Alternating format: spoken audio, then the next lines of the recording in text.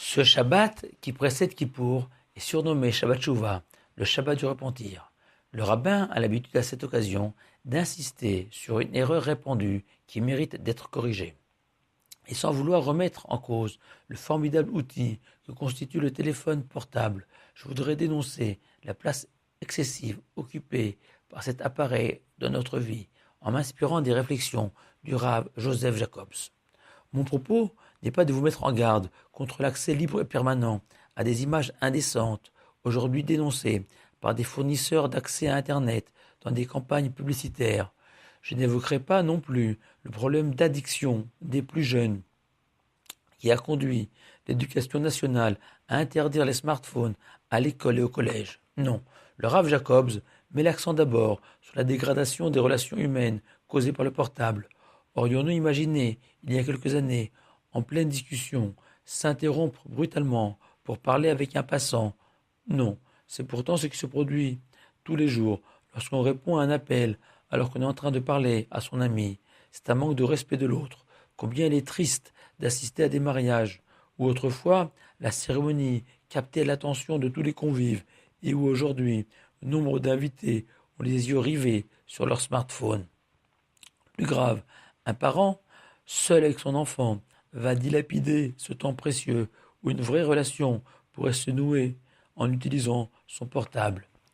Et il est impossible de taire le manque de pudeur de ces personnes étalant sur la voie publique leurs discussions et leurs problèmes personnels, ce qui est contraire à l'éthique juive, où le domaine public doit être préservé. Le portable altère aussi notre relation vis-à-vis de Dieu.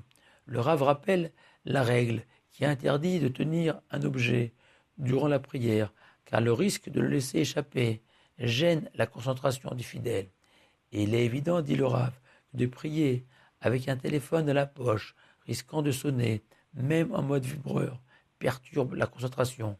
Plus grave, ceux qui répondent en pleine prière, comme s'il était possible de mettre Dieu en attente.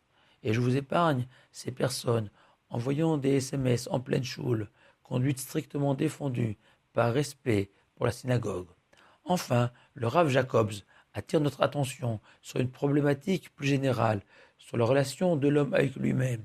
Le Rav Wolbe rappelait combien le fait de se retrouver seul avec soi-même peut être bénéfique, permettant à l'homme de réfléchir. Or, aujourd'hui, fait remarquer le Rav Jacobs, on peut voir le spectacle d'hommes considérés comme importants, jouant sans cesse avec leur portable comme des bébés avec leur doudou. Avec l'apparition de ces forfaits illimités, on gaspille ce temps si précieux qui s'appelle la vie dans des discussions inutiles et sans intérêt. De plus, le portable a créé chez l'homme ce sentiment que tout est disponible et immédiat, alors que nombre de problèmes et de situations nécessitent recul et réflexion. Enfin, il est possible d'ajouter ces paroles d'un rappeur soprano s'adressant à son smartphone. Je te partage ma vie au lieu de la vivre. Tu me partages la vie des autres pour me divertir. Le véritable danger est finalement de percevoir le portable comme une part indissociable de nous-mêmes, générant une véritable dépendance. La solution est de se souvenir que ce portable doit rester un outil au service de l'homme, reprendre le contrôle de son usage, apprendre à l'éteindre. Vous aurez l'impression que le téléphone pleure. Ce n'est pas grave, car vous rirez. Shabbat shalom à vous tous.